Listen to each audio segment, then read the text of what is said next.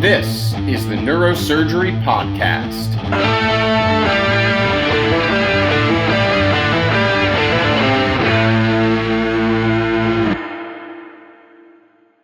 Welcome back to the Neurosurgery Podcast. I am super excited because we're doing a video episode today, and we have with us the renowned Nick Boulis. Nick is a professor at Emory.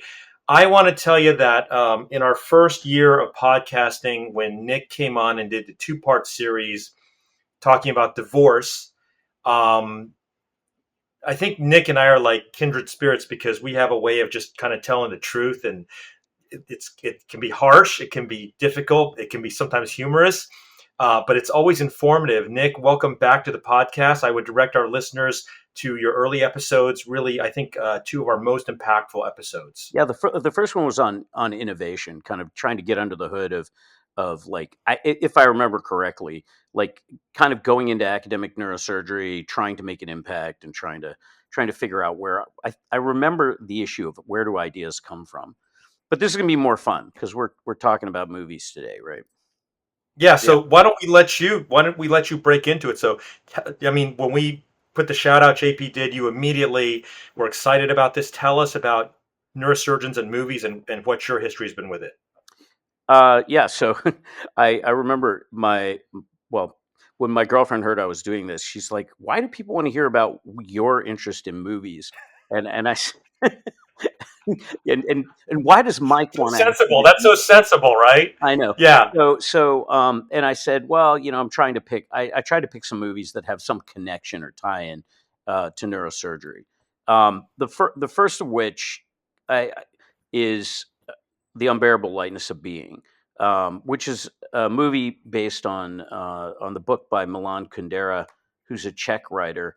And I may be cheating because what I'm going to say, or my rumination about the movie, applies to the book as well, and gets kind of into the philosophy behind it. But the reason it's relevant to neurosurgery is that the main character Tomasz, Tomas, begins as a neurosurgeon, and in fact, the opening scene of the movie, if I remember correctly, is him doing a cranny with a jiggly saw, and he's sawing through the skull, and there's like a concerto playing in the background. And the movie follows an arc where he really is, like many neurosurgeons, completely invested in what he's doing vis-a-vis his career and frankly, sex and relationships, all of which it makes for a good story. And hopefully, as people listen to this, they'll go and pull the movie through the holidays and take a look at it. So, I mean, he is in many ways sort of a quintessential neurosurgeon, sort of tunnel vision, absorbed in his world. And the Prague Spring happens, where for those of you who are young, don't remember, during the Cold War in the 60s, there was an initial effort at liberalization of government, attempt by these states in Eastern Europe that were dominated by the then Soviet Union, to push back against the control of the Soviet Union, and push towards democratization, liberalization, and this loosening of totalitarianism was met by the Russians slash Soviet Union with an incursion with tanks. And in fact, the whole rolling the tanks into Eastern Europe is also topical right now, given the crisis in the Ukraine. And there's a precedent for that. When the Soviet Union didn't like what was going on, they just rolled the tanks in to kind of fix the government in a way that they wanted. And this character Tomasz essentially gets circumstantially implicated in this kind of liberal resistance that exists at the time, and consequently, and I believe it has to do, frankly, he really isn't very political. He's really more neurosurgical. He is interested in neurosurgery. He's not really interested in politics that much, and he gets pulled into um, this revolt essentially, and then as a result, he ends up coming the under the heel of the oppression that occurs after the government tries to correct back to this kind of disciplined totalitarian state. And as a result, he loses his job as a neurosurgeon. And in fact, as the movie goes on, there's this progression in his life where he goes from being a neurosurgeon ultimately to becoming a window washer. And I think that as film, it's not just about the story, but the cinematography and the lyrical nature of the way the story is being told.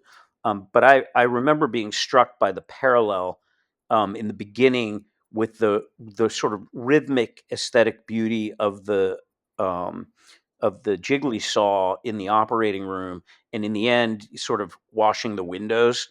But but at the same time, there's this um what when the title of the book and the movie, The Unbearable Lightness of Being, the unbearable lightness, um gets back to some existential philosophy, where Kundera is talking about Nietzsche and the theory of eternal return, where effectively, to kind of distill it down, Nietzsche saying, well, if you found yourself having to do the same act repeatedly, eternally uh, throughout eternity or infinitely, that you would need to get it just right.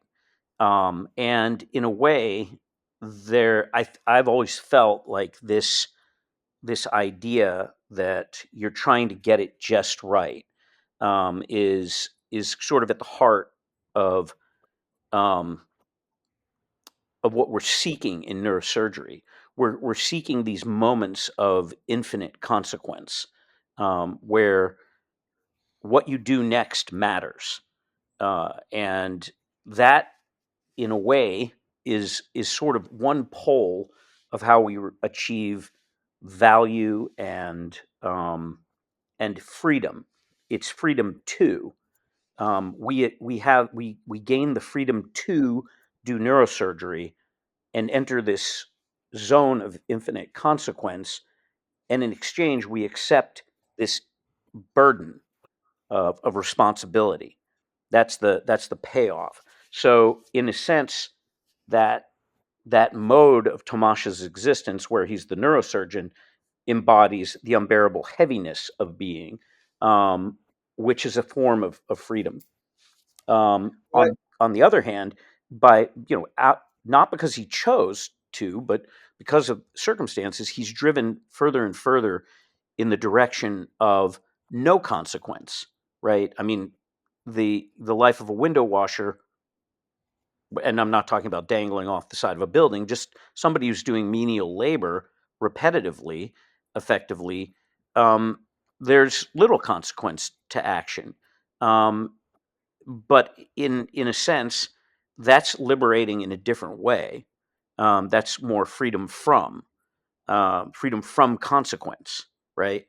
And so I think that's why this movie affected me so much. And I think it's very topical, frankly, given what's going on in Eastern Europe, given the what to me feels like a disturbing trend towards totalitarianism, um, and even riffing on the consequences of speaking one's mind in the face of emerging totalitarianism, and what we may have to lose in that. So I think there's a whole bunch of really rich stuff in this movie for people to enjoy and think about. There's so many fascinating things you bring up there, especially where you started giving your layered interpretation of that story. Um, when you mention that Nietzschean drive to achieve the perfect execution of an infinitely repeated task, I think any neurosurgeon can resonate with that, whatever stage of the career that we're at. And frankly, I think the idea of trying to achieve that technical perfect execution, even in wiping a window, I think if you took a neurosurgeon and put them to that task, we would all do that. We all have that. I don't know if it's genetic or some psychological disorder. I think anyone who would choose to pursue neurosurgery and achieves any sort of success with it. If you give us any task, we're going to try to chase that perfect wipe and that perfect wipe. And it almost makes me think of the Sartre principle, where he talks about Sisyphus rolling the stone up the hill endlessly. And if you could, can you think about a more meaningless task than that? Just roll a rock up a hill and watch it fall down. But in that moment where he gets to the top, he says we must imagine Sisyphus happy, at least in Uh-huh. that moment. And so neurosurgery, as you say, those moments of consequence, even if we can't cure disease, if we can't perfectly cure Parkinson's disease or resect a GBM so well it will never grow back, or do one operation that will finally end the back pain, right? At least in that moment, we can tell ourselves, I did this to the full extent of technical execution that's possible. And I know in my heart I did the right thing. And if our patient feels better or does a little bit better for an extra year or a few years, then we have to feel happy in that moment. But you talk so much about the freedom from and the freedom to, and what really struck me as you were telling this story and kind of dissecting the position of Tomasz, this character, is that you said in the beginning he didn't even want to be involved with this. He was swept up in it. He just wanted to do his work, just do his neurosurgery. And I think that also reflects most of us in this field as well. You to give a decade of your life just to learn how to do something and then try to strike out and hang your shingle and make a living with it. You really have to love what you're doing. And so many of us in this field, and really in any profession, can really fall prey to putting on those blinders and not thinking about the world outside. We can get so obsessed with trying to take out a tumor, we don't think about a patient's systemic disease, maybe, or just we neglect our families, we neglect our hobbies, we neglect our own health because we just want to do the neurosurgery. So when you were watching his story unfold, and you're talking about how we pursue this freedom to do things, we pursue that freedom to act in a moment of consequence, it seems the character was completely swept away from all of that. He lost his agency and he just got caught up in a political tide. Do you look back on your own career, your own life, since this character in the story resonates so much with you? Have there been periods in your life where you were trying to just stay on the path and stick to your plan, but some force outside of yourself, be it when you were in school, be it when you were in training, kind of pulled you down a different direction than you intended to go? Oh, I mean, there's that. I mean, the the story really does encapsulate my structured aspiration for what I want in life.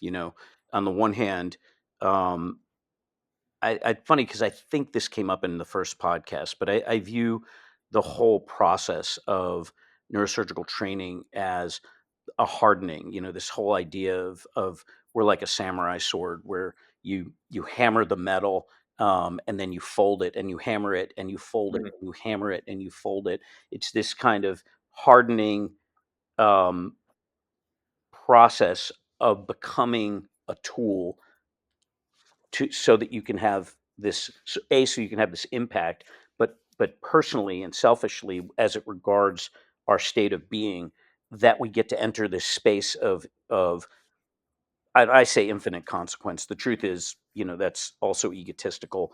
We're doing this one patient at a time in the operating room, but this whole the next moment matters thing, and there are other ways of getting that, like entering high stakes situations. Michael Cawley, one of my colleagues, has gotten me into uh, riding motorcycles on tracks, and in a way, I mean, it is that carries the riding the motorcycle.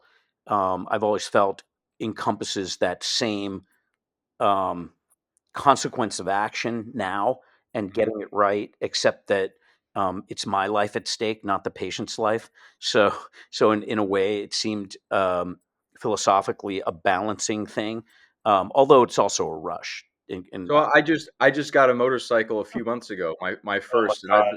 I knew we were going to go here. Okay, yeah. Nick, Oh, are you still riding? yeah, You're still well, riding? that's the Okay, point. so It's worse than it was before because before I was pedaling along on my bike because I thought that Ducati looked sexy. Now, Colley's got me on a track because he was racing Porsches before, and again, infinite concept. I mean, immediate.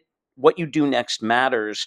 And it pulls you into your Yeah. experience. And as people who know me understand that I have raging unmedicated attention deficit disorder. So which has really worked for me in many ways, but can be very annoying. But the bottom line is one of the few things that brings me into the moment and not thinking in three different directions simultaneously is is surgery, frankly, or riding a motorcycle. And riding a motorcycle on a track really fast is even more like that, except you could argue that it doesn't carry the impact because who really cares if you can ride really fast on a track, and does it change the world at all? So it's like there's these multiple levels of trying to make impact. But to kind of bring it back to the movie and life, I always assumed that this whole I'm going to subject myself to this hardening so that I can enter this space and so that I can have this impact, that I would intentionally transition out of that mode, the mode of doing, and into a mode of pure being and perhaps understanding, because I think the doing sometimes gets in the way of our understanding. And same way it carries a certain type of experience. We also, forego a lot of experiences, as you point out, family, all this kind of everything that can happen when you free yourself from consequence, which is the other end of Tamash's existence. And I don't think he, yes, is he trying to achieve perfection like the Karate Kid, paint on, paint off, or wax on, wax off, or whatever it was. Is he trying to achieve perfection in the window washing, or has he just entered another mode of being where he's just washing windows? It just doesn't matter. He's just being, and I Nick, go ahead. I love that you're going down these rabbit holes. I just want to say for the people who are not neurosurgeons listening, what we're talking about is super wonky and super intimate, and it could come off as not patient oriented, right? In other words, like, okay, well, we're just going through this process. We're doing surgery to do this surgery, not even for money, but for self fulfillment, right? And I just want to be very clear that the people talking today, Nick Boulis is an international leader in functional neurosurgery. And this is not the kind of same thing as when we say, like, when girls cut themselves just so they can feel something, right? Or riding a motorcycle to feel rush. Surgery is something that's intrinsically different. And Nick, I sold my motorcycles when I turned 50. I mean, you're like 3 years older than me, I think. But you have too much to contribute. Do not crash your motorcycle and get hurt. Please don't do that. Yeah, I mean, just to riff on that, of course, I mean, there is also in all of this an identity thing, that we are drawn to this because there's a mission and because we care about our patients, and that gets into it's not just, sorry, masturbation. It has consequence. The Right. consequence, the fact that it matters, is intimately tied to the fact that there are people's lives at stake, and that matters. And that The- makes it even more consequential than Tom Brady on the football field, because there is someone else's life at stake and there's a reward. The reward is benefiting humanity, right? yeah, That's really well, twofold, right? Yeah, that these problems, this life of service to this um, obsessive area that we're studying. We're trying to help people with our hands, but we're also also brings us in touch with the limitations of what we can offer, which enables the questions and solutions. I mean, that's the life that we've chosen to live. But just to come back to your point that, if we didn't care about these patients, then there would be no consequence. That's right. another way of freeing yourself from consequence. So it's I'm just trying to treat neurosurgery topic neutral. Yeah. That and also to say there must be other. I mean, there are definitely other things you can pursue that have this characteristic. Neurosurgery was a dream for me because it did all that. But what I'm really trying to kind of move towards in the discussion is, as I enter my late 50s, I'm trying to challenge myself to prepare myself to move on, to leave neurosurgery, intentionally, because as much as I still have a lot of projects that I cannot put down, that are where I want to make the impact, and teaching the residents every year. I mean, it continues to be incredibly fulfilling to bring other people to help other careers. All this stuff is really heady, but then I've been doing it now for really intensely for what, 30 years. Yeah. So And you're trying to, just so the audience knows, you're trying to cure ALS. yep. You're doing all these wonderful things that are far beyond just doing surgery. So let's move forward and let's get another movie. So Unbearable Lightness, being a great movie, neurosurgically oriented, neurosurgery topical. Give us another one of your, and I know the catalog's deep and Yeah. rich. Another one of your favorite movies. So I'm just going to give you I thought we'd talk about Apocalypse Now because it truly is one of my favorite movies, but it's also kind of dark. So let me, before we get into that, just say that another very important thing that movies contribute to my life is, um, they not enable, but they they allow me to sort of I mean, one, they de-stress, right? Catalyst. And Yeah. they take you out of the stress. They're a pop-off valve in that very intense world. And I tend to gravitate towards um, movies that really dive into the absurdity of life, and the deep comedy in the absurdity of life. So all of the Monty Python pantheon are really important to me.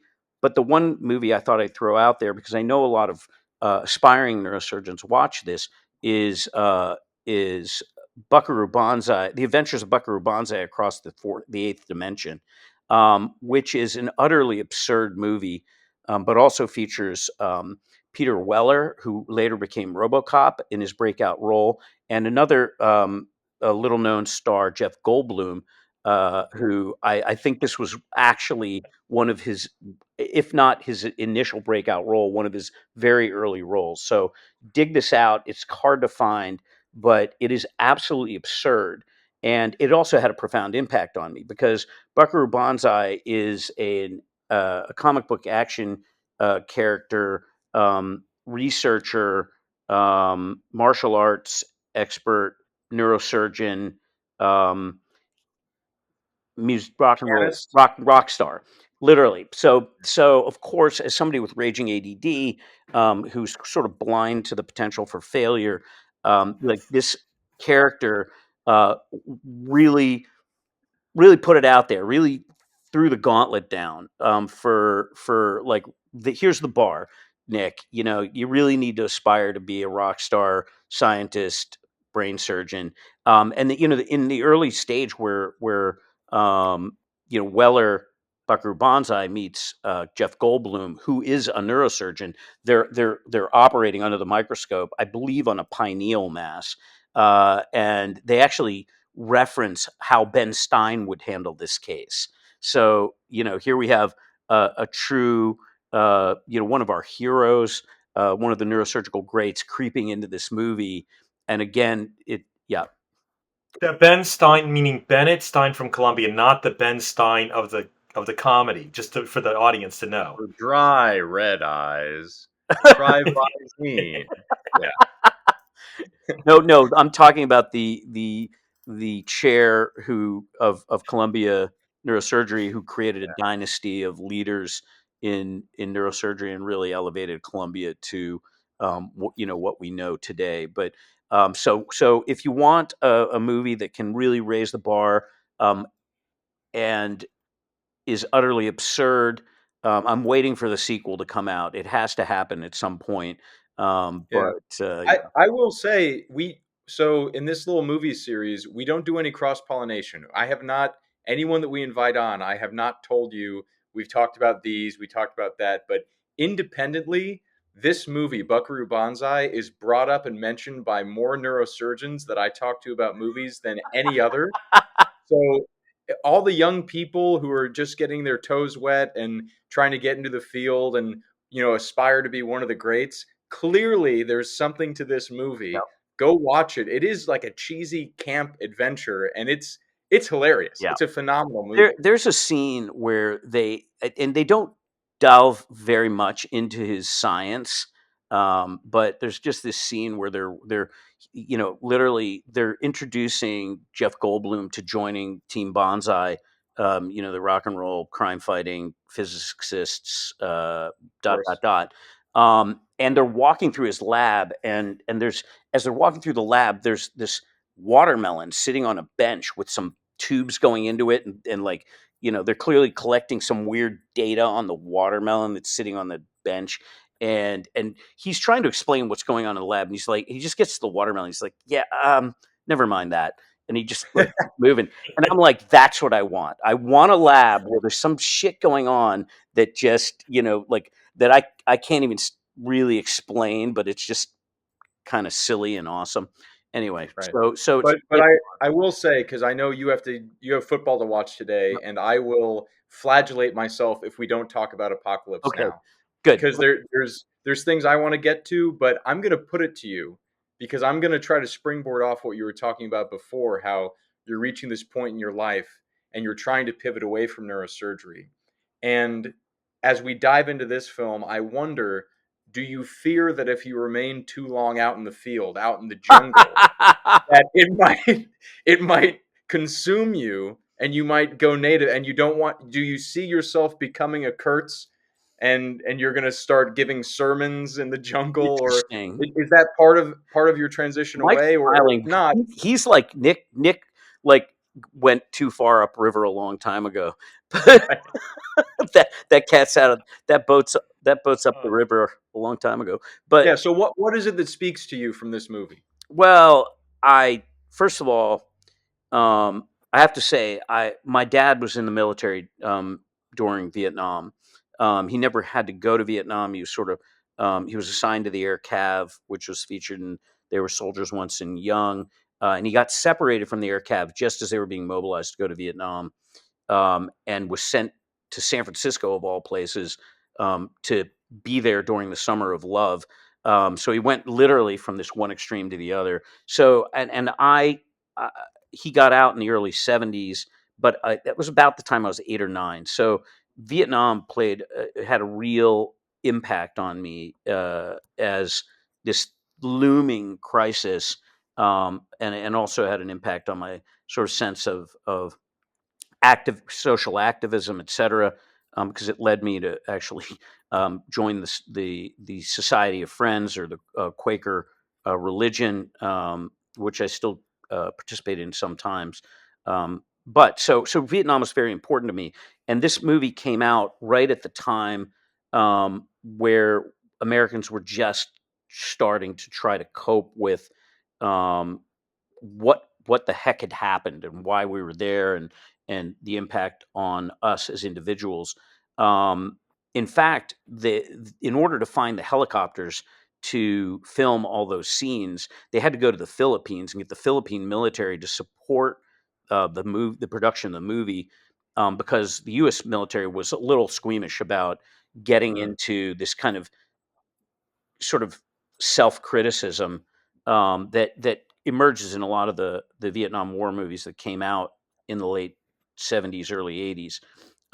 But regardless, um, Heart of Darkness, Apocalypse Now is a modern telling of the story of Heart of Darkness, right? Which is what you're referring to, and ultimately, the trip up the river is really, as in Heart of Darkness, is a trip from the super ego dominated, frontal lobe dominated, um, sort of world of our society, which has stopgaps and rules and regulations and where we regulate ourselves deeper and deeper into this kind of id, or I'm sorry to use Freudian terms, but this kind of pure animal drives that are inside of us, and the Kurtz character in both the Heart of Darkness and Apocalypse Now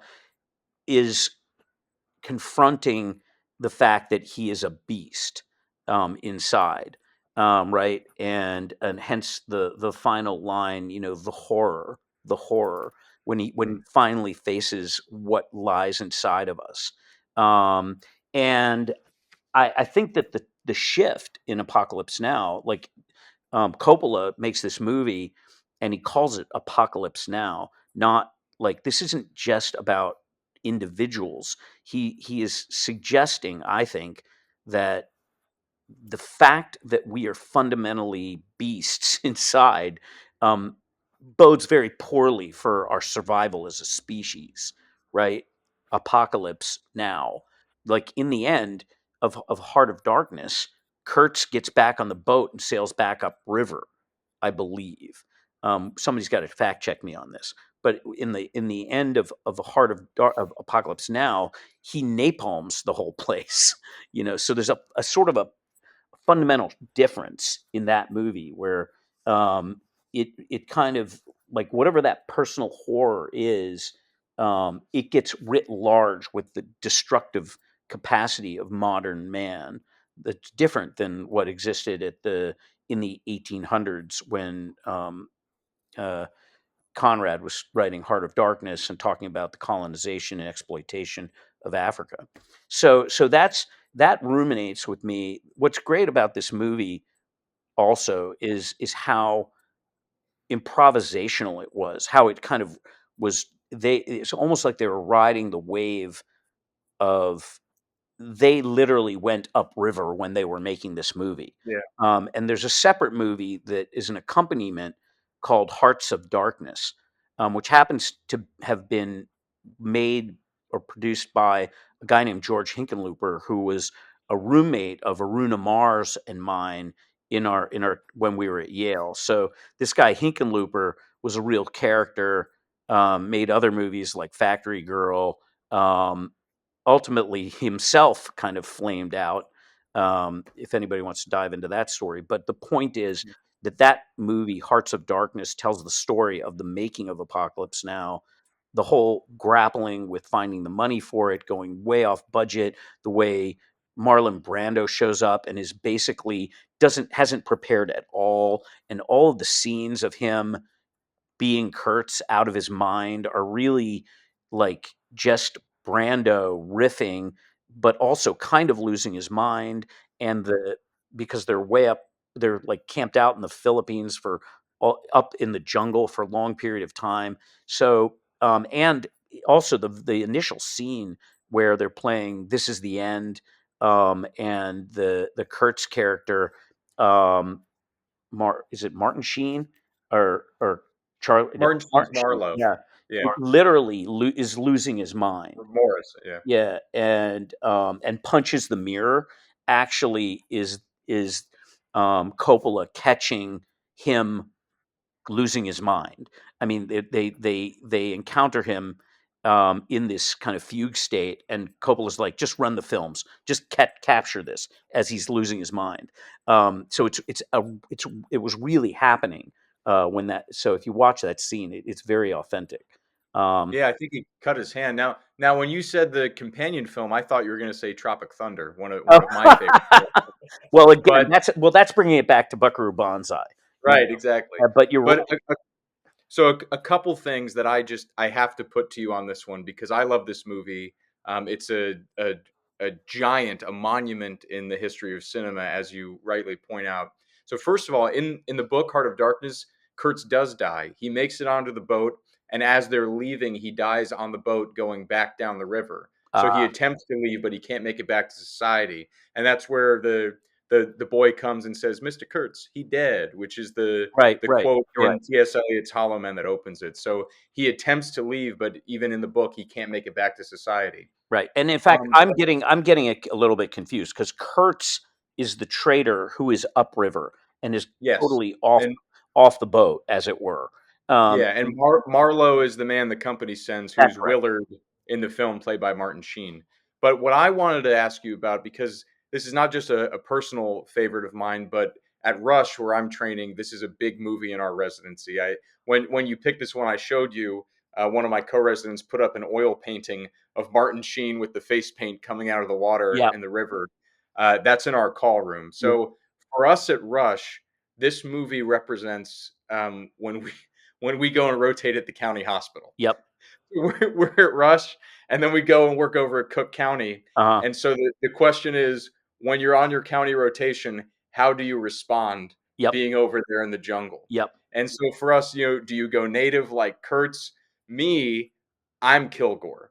I'm Robert Duvall. That's who I at least aspire to be. Uh-huh. Unfazed by the explosions on the Yep. beach. I bring my surfboard. I bring my civilization with me and just get out there and get the job done. Yep. And so I wonder, when you watch this movie, if you put yourself in the place of these characters and you had to go up the river, how do you think you would respond in the jungle? Would you go native? Would you bring civilization with you? Would you break and just go crazy So like Dennis Hopper? you know what you're doing right now. You're teeing up the next time you get me on here, because at some point Wang's going to have me talk about my obsession with Burning Man, and I have to just this as you talk about that scene where he emerges from the water and he is just like, he really has drunk the Kool-Aid. I mean, like he is going where Kurtz went, you know, Right. um, and he's gone full native, as it were.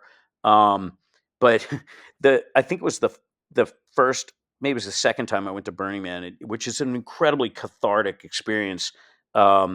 And where you really kind of push yourself psychologically, pharmacologically, and physically to the edge. And what was my early on, I would rent a camper in Vegas because it was much cheaper than trying to do it in Reno, which meant I had to drive all the way back from the desert, like 6 hours getting out, and then all the way down the road to get back. And I would end up in Vegas, of all places, which is about, I mean, again, that's like Fear and Loathing, right? Which again is a whole Horror. other like thing we could get into, but to find yourself going like that sort of psychological whiplash um, from the desert to Vegas. There was this. I was like trying to sensory deprive myself. I was like in the swimming pool with all these totally, man-made women around the pool, augmented in every way, but Man-made women. I mean, artificial, right? There was enormous amount of plastic Yeah. surgery, and it just the whole place was dripping of all the negative aspects of society, right? And I was like in the water, and I was kind of like emerging out of the water and like imagining myself as, that character, the Marlowe character, right? But yeah, no, I mean, how do I picture myself? Um, I love what you said about the county hospital, because I have this. I think we do experience a little bit of the battle lust, that people speak about when you find yourself in the dealing with traumas in particular, Mm. because often you'll get these traumas where there'll be multiple people who are injured, and you're trying to multitask on all, in dealing with multiple trauma bays, and often would think, as you let that battle lust enter you, as you all that adrenaline of trying to maintain control of all this stuff. I would think to myself, cry havoc and unleash the dogs of war, as you hurl yourself into this chaos, right? So anyway, yeah, I definitely resonated with the getting off the boat.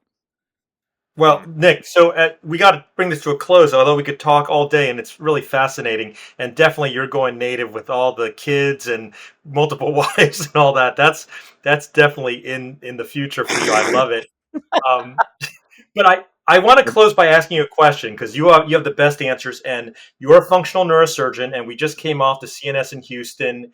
And shout out to Alex Kalesi, outgoing president, a USC guy. Dan Ho, incoming president, also a USC guy. Elon Musk, I don't know if you were there for the meeting, but Elon Musk did a little interview. And we can't take too much time for this. And just for our listeners, the three of us are way too complicated to be compartmentalized into a political party or an ideology, as you can hear. Life is way more complicated, and it's a weird time right now, right? Yeah. But what is your opinion about, and I'm leaving it open here, Elon Musk?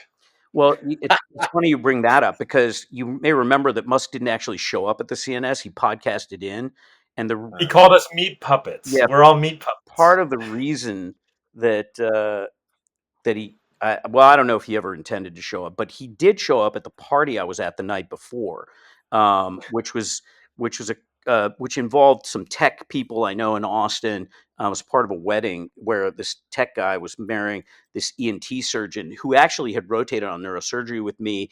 Happens to be friends with Dan Barrow's daughter, who was also at the wedding. So Musk was at that party and actually was at the wedding the night before. And the reason he was there is because the Neuralink people are there, and the Neuralink people are part of the Austin tech scene. And of course, as a functional neurosurgeon, I've never been in the brain computer interface thick of it.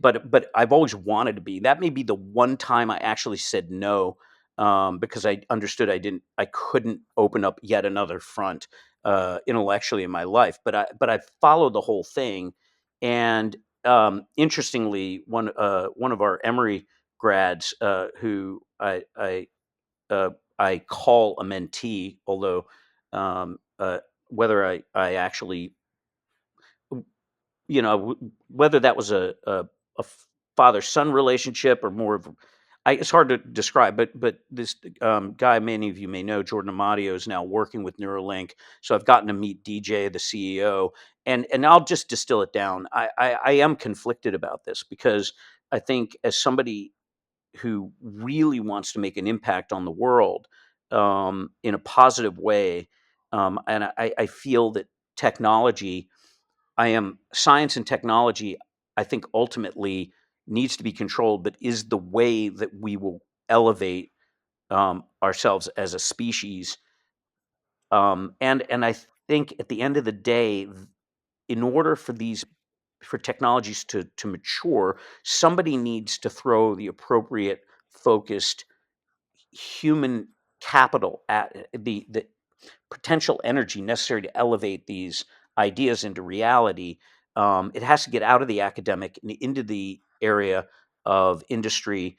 And Musk has been very good at recognizing technologies that are important, and fueling them so that they make a positive impact. So in that regard, he's much closer to the philosopher king, certainly, than the man who got the job. But on the other hand, there is this emerging tendency towards totalitarianism, that we're very divided as a people on whether this is happening or not happening. Whether this is in our best interest, what this is. I think there's a lot of confusion, but at the end of the day, I also believe in a pluralist state. So I don't trust Musk, and I think, no, we shall see. Well, Dr. Boulis, this conversation has been a long time coming. I will say, for all the Well, one kids more in thing medical that I can say. At the yeah. party, I happened to be, it was an undersea theme, so I happened to be dressed as an armored merman, because I had the scale armor that really kind of fit with the undersea theme. Musk was dressed as seaman, get it?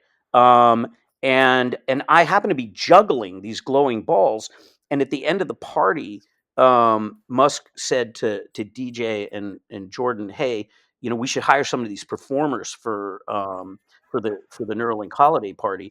And they said, "Oh, well, Jordan's girlfriend is a Broadway producer. She lined up all these acts, so we can get whichever ones you want." And he said, "Which ones do you want?" And he said, "We got to get that juggler." So So I mean, actually, when you talk about the shift in my aspiration, what I want to do in my life, going from neurosurgeon to being the fool or the court jester to the to the court, is really where I want to see myself. So I'm trying to land the plane on juggling for the Neuralink holiday party. Yeah, I think juggling the armored mermaid juggling balls for Seaman Musk is the perfect setup for our next conversation about Burning Man. And so hopefully the next one will be easier to set up. I mean, there was so much with the calendar for this one. We finally got it done. Smells like victory. For all the trainees watching this, watch these movies. They will make you better people, better neurosurgeons. Dr. Boulis, as always, a real pleasure for your time in this conversation, your thoughts. Thank you so Just much. remember, wherever you go, there you are.